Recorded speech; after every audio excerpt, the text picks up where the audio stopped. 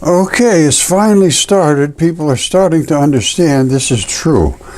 This is an arm inside of a statue. Well, what's an arm bone doing in a statue? And the same thing here. What is this tendon doing that runs down the leg into the blood at the ankle? They had a way of turning people into stone. Ovid spoke of this in huge amounts in his epic work, Metamorphosis. They were able to change anything they wanted into anything they wanted, and they did it just for fun in many cases. This was an epic work done by a poet they call poets, writers, Ovid, O-V-I-D. This was his magnus opum, 12,000 lines. And he wrote during the time of Julius Caesar. He's got 15 books in these works. And he talks about giants, he talks about gods, he talks about their ability to change material into any material they wanted. The gods could become anything they wanted. They could become just like us, our size. They could become the size of planets. And they could do this at will. Ovid started right at the creation, the ages of mankind, the flood, Deucalion, who was Noah, all right down the line, all of the Perseus, who cut off Medusa's head. All of these things he wrote in all of his books. And the themes, the different genre, division, and narrative allowed the Metamorphoses to display a wide range of themes. Everything that happened, he wrote about. But the first two lines 1 and 2 of Book 1, they have 15 books, lines 1 and 2, it is exactly what he wrote. He said, Metamorphosis, transformation, changing things into a unifying theme amongst the episodes. Ovid raises its significance explicitly in the opening lines of his work, of his poem. In nova fert animus mutatas dicere formas corpora, which means I intend to speak of forms changed into new entities. Accompanying this theme is often violence inflicted upon a victim whose transformation becomes part of the natural landscape. Giants, they turn into mountains. Now, here it says there is a great variety among the types of transformations, from human to inanimate objects like the Nile River, to constellations, to animals, into plants, from animals into ants and fungi and mushroom, into humans, from one sex to another. They could change anything they wanted to anything they wanted, and this is no joke. The evidence is here, we just have ignored it. All right, this is one of those Egyptian statues, a pharaoh or something, and these are the ribs in the chest, and that is a lung. This stuff can be tested. It's not hard to test. It's just laying there. Now, what happens with the blood is if it's encapsulated, it will stay red and wet, basically. And eventually it'll start to roam around inside the tissue that it's in, and if it has an exit, it will exit, as I will show you. Okay, I know this is way off the charts, but it is true. You see this here? It appears that they could get through the muscle, and but they can't get the tendon and they can't get the blood. Those get encapsulated, and if they can find a way out, they will leak out. Now, this is obviously red iron blood. Your blood is red. It's red. It's red. It's iron. Now, this white strap and this right here, that's the kneecap, and that is the tendon that runs right down the front of your leg. Anatomically, it is exact. His shoulder, the same thing. the muscles and all that sort of stuff. Now, can I show you a kneecap and a tendon running down like this, and then a bunch of red blood running down through the muscle of the calf? You got a lot of muscle going on there. A lot of muscle means a lot of blood. Well, let's take a look at that. This is what it looks like. You got all your bloodiest stuff back, and there was that tendon, and there is that kneecap. That's how we are created and built, and we are created. I can tell you that right now. This is not slime to life. Now, Ovid said they posed them and made them into gardens and stuff, like this right here. Well, like this guy here. Look at that guy. That's a god, and they made him in here. Now, you see how his hand is black? That's when blood runs down your fingers and your toes, it turns into the terminal of your blood. And it's heading down, and his head is black. He's strangling a little dragon, a little puppy or something. I don't know what it is. He's strangling something. I mean, you can see that. What is it? I don't know. But see his hand is all black? That's because the vein blood is running down his arm. Now, it either turns black or it turns into moss. Moss is from the red, rich blood. And I have examples of that as well. And he's getting a little mossy here.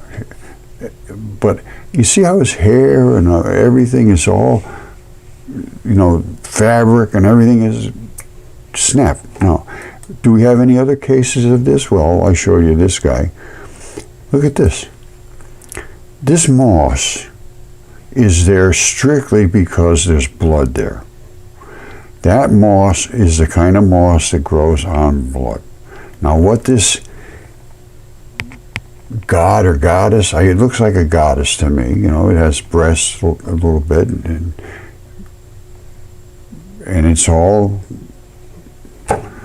That's about as much moss as you're ever going to see, and that's because it's growing on actual blood that is now coming out finally over a course of thousands of years, or thousands of years, yes. And here's one. Her heart is up here, and this is the red blood finally seeping through after all these zillions of years. And again, all the moss. Here's some more real red bloodyish area, and that's another one of these Garden of the Gods sculptures that they did. And they did them. There's, in my mind, absolutely no question whatsoever. And some of them were taken by surprise, like this guy here. Ah! And he's being attacked by looks like a snake, or snakes. And his hair is all flat. He's being thrown basically towards the earth. And it's pretty detailed. Now, I look for the colors and the variations. Your heart is on the left side. Going up, the blood is not going to be as dense. Coming down, you should see more blood. And I do to some degree. I can't make a lot of claims here. This could be a sculpture, but I would certainly like to see something where there was a fracture. I mean, there's a snake's head. He's being wrapped up. Ovid said there was a lot of times it was by violence, and that's pretty violent looking to me. Now check that out. That doesn't look like he was expecting this to happen, or whatever's going on here. I've looked at this and I just can't figure it out. This looks like his leg, but that looks like some kind of a leg coming here, and this one looks like some kind of a leg. Is that a leg over the top of him? Coming from what? What is this thing? Those sure look like teeth to me, and an eyeball and a nose. But where's the bottom part of the face, or the mouth? this is not something you would just go out and carve. And I've looked at the details, and this is quite detailed. I mean, there's all those little scales and everything. You know, which I suppose they would do that if they were going to make some fancy sculpture like this. But what is going on here? What the heck is going on? This is something wrapped around them. Anyway, my point is that these things were not just somebody's fantasies, and they just carved them and said, oh, look at that, that's nice, and I'm a good carver, I can carve stone. No, this is not carved stone.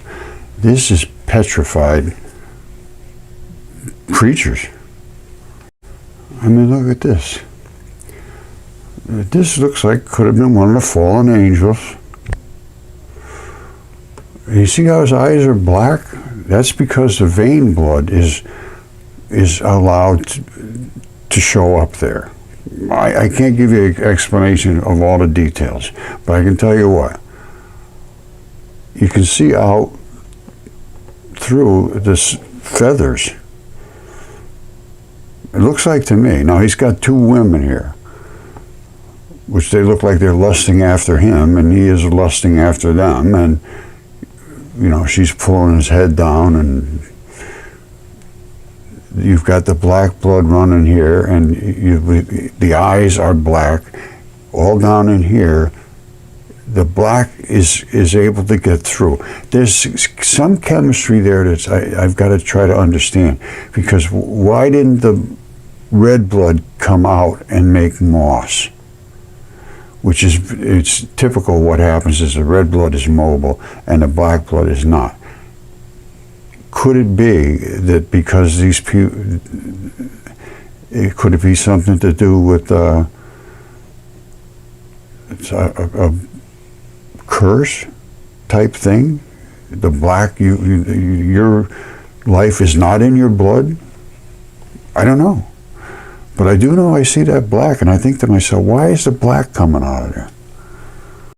All right, I don't know what to say other than the black is coming out through here, and normally I would have suspected it would have been red, because the red is more mobile than the black. But in this case, we're seeing the black coming out. Like, look, and it's like coming out. Why, I don't know, from these areas. There's a lot of blood flow up in here, yes, for sure. And wings seem to have a lot of blood in them that you wouldn't suspect normally. I see the wings get blacked out, and they actually, as you saw before, they get holes in them and they start to fall apart. Now, this is thousands of years these things have been here, looking probably quite pristine. But as the blood finally gets to flow, and in this case it's red blood. That moss does not grow on vein blood, and vein blood is black. This is the red blood. That's all I can tell you. Now, that's my research opinion. And again, here's the red blood coming out of her heart. The heart is right up in here. And moss grows on red blood. It does not grow on black blood. Just to show my point here, this is where red blood is flowing down from here, and the moss loves the red blood. Here is where the black blood area was.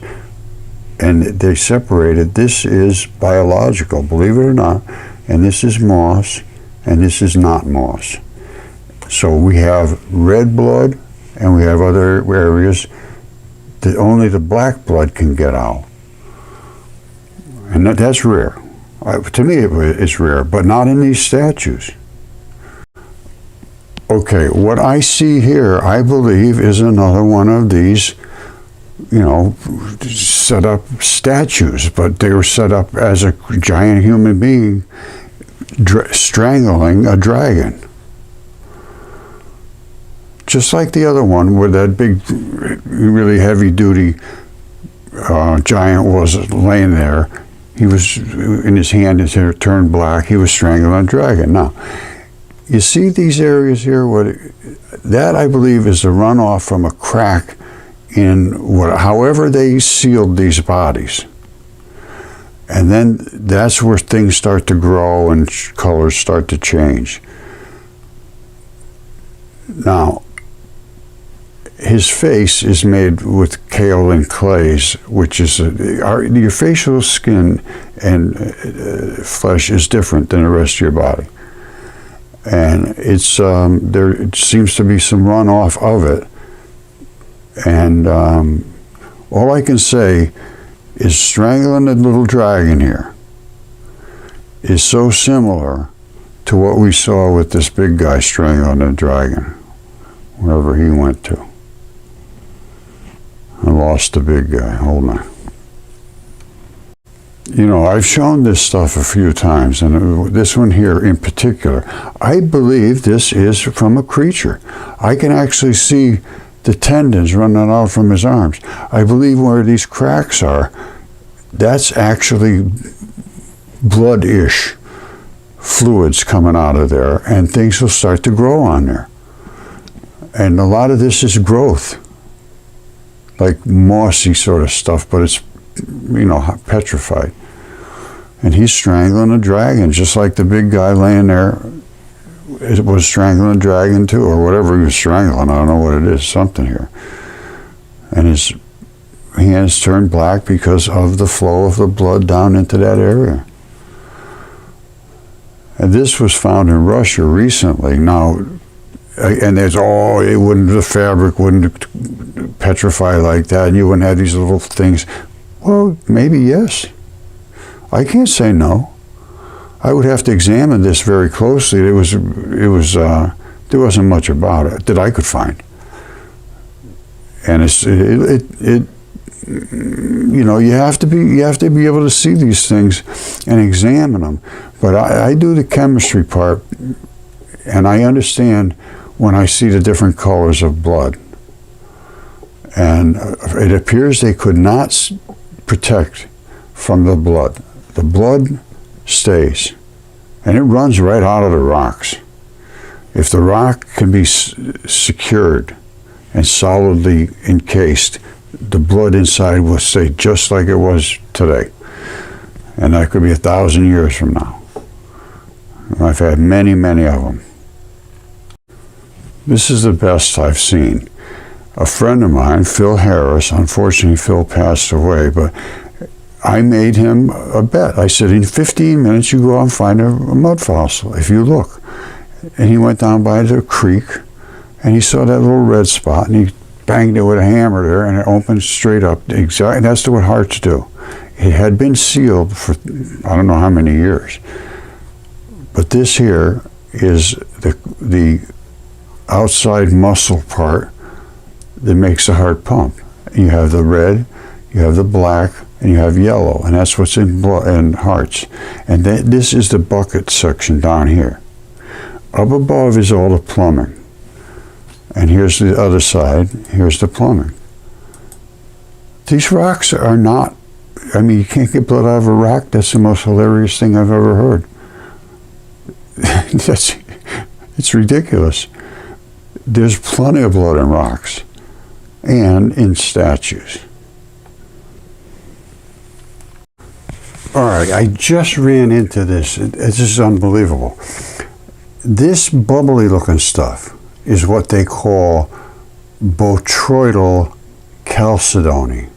This is from Australia. Australia is saturated with blood, and that's why they have all the opals, because that is from bloody intrusion into body parts, turning them into stone, but with these colored transition metals. Now this happens to be, I believe, the coating on veins. And the reason I can say that is because what I was sent this morning. Now don't forget, this is from Australia. Australia is saturated with blood. All the things you see coming out of Australia, these opals, are literally from saturated blood. Now, Renee Cucci sent me this and said, what do you think of this? I'm going to tell you what I think of it. I think it's blood. All right, now, veins suck up all the used blood and bring it back to recycle it. They come through these little pimple-looking things. As far as I can determine now, after watching this, now I'm going to play this and explain things here and there about it. But he's got a bunch of these little tubes, and every one of them has a valve. Every one of them, and that's how veins are. They have valves. Every very short distances, they have valves, and that makes the blood only go one way, so it can't go back, and it absorbs all of the impurities through these little tiny spots. And they look at these spots and they call them botryoidal calcini, and usually they don't have blood in them. But in Australia, there's so much blood, it just doesn't run out. It's in there. Now you're going to see this valve in every single one of them, and they break right at the valves. Watch. He's going to pick it up. There's the valve right there. And you think I'm kidding? Oh, that's just a little thing there. Well, let's see if they all have it. And this is what absorbs through this and into the vein, and the vein brings that black blood back up to the heart and lungs and all that. So here's one of these little tubes. And this is that calcanicity, whatever they call it, on the outside. And that lets the bad stuff absorb into the blood. And that's where the blood is. Now watch this. Here's another one. I'm going to try. That one there didn't have the vein. Let me see here. Here's another one right there. Look at that. There's the valve right in the middle, and that's that botryoidal stuff they're talking about. And what it does is it lets the bad blood flow through there. And there must be some kind of polarity in here. You see that crack? But here's that valve again. And that's just nothing more than vein blood. And here's the valve right there. They're very closely spaced, really. Because that's pretty good size. Here's another vein. Here it is right there.